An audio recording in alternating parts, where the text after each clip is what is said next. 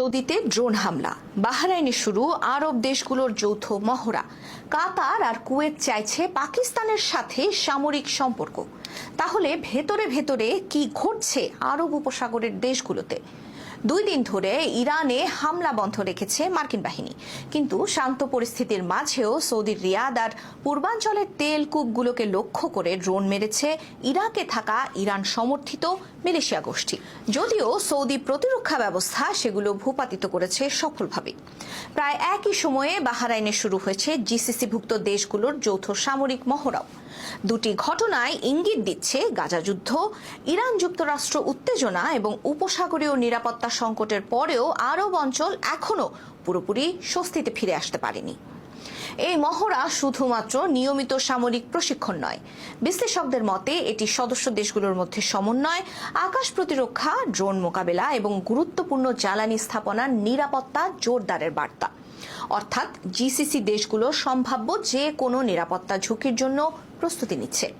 তবে এটিকে সরাসরি ইরানের বিরুদ্ধে যুদ্ধের প্রস্তুতিও বলা যাবে না, বরং এটি প্রতিরোধ ক্ষমতা বাড়ানোর কৌশল বলেই বেশি মনে করা হচ্ছে।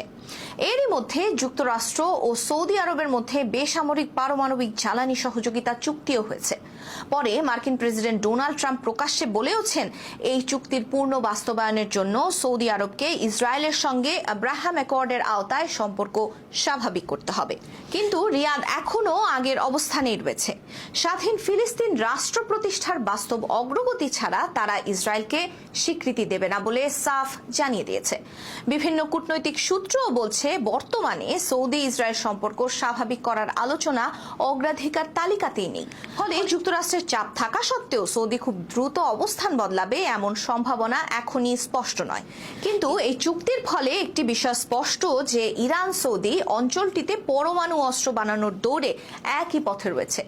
শুরু হয়েছে তীব্র প্রতিযোগিতা, আর তাতে কদর বেড়ে গেছে পরমাণু শক্তিধর দেশ পাকিস্তানের। সৌদির পর কাতার আর কুয়েতও পাকিস্তানের সঙ্গে প্রতিরক্ষা আর নিরাপত্তা সহযোগিতা বাড়ানোর উদ্যোগ নিয়েছে। কাতার পাকিস্তান নিরাপত্তা সংলাপ এবং কুয়েতের প্রতিরক্ষা সহযোগিতা চুক্তি সেই ধারারই অংশ বলে মনে করা হচ্ছে। কিন্তু সৌদির পর পাকিস্তানের হাত ধরতে চাইছে কুয়েত এবং কাতার।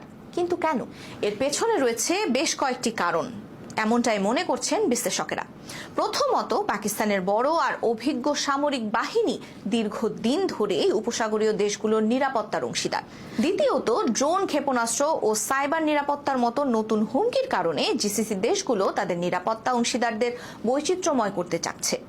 তৃতীয়ত, ইরানের সঙ্গে উত্তেজনা বাড়লে আঞ্চলিক নিরাপত্তা কাঠামোয় পাকিস্তানের ভূমিকা আরও গুরুত্বপূর্ণ হয়ে উঠতে পারে বলে ধারণা করা হচ্ছে। তাই ইসলামাবাদের সঙ্গে সম্পর্ক জোরদারকে ভবিষ্যৎ নিরাপত্তা বিনিয়োগ হিসেবেও দেখা হচ্ছে। এসব ঘটনাবলী থেকে প্রবাসী বাংলাদেশিরা কি ধরনের বার্তা নেবেন? আরব দেশগুলোতে থাকা বাংলাদেশি প্রবাসীদের জন্য সবচেয়ে গুরুত্বপূর্ণ বার্তা হলো, এই মুহূর্তে আতঙ্কিত হবার কোনো কারণ নেই। তবে উপসাগরের রাজনীতি খুব দ্রুত বদলে যেতে পারে। আপাতত বড় যুদ্ধের চেয়ে প্রতিরোধ, জোট শক্তিশালী করা এবং কৌশলগত ভারসাম্য রক্ষার দিকেই আরব দেশগুলো বেশি নজর দিচ্ছে। তবে একটি ড্রোন হামলা বা ভুল হিসাব যে কোনো সময় পরিস্থিতিকে নতুন মোড়ে নিয়ে যেতে পারে।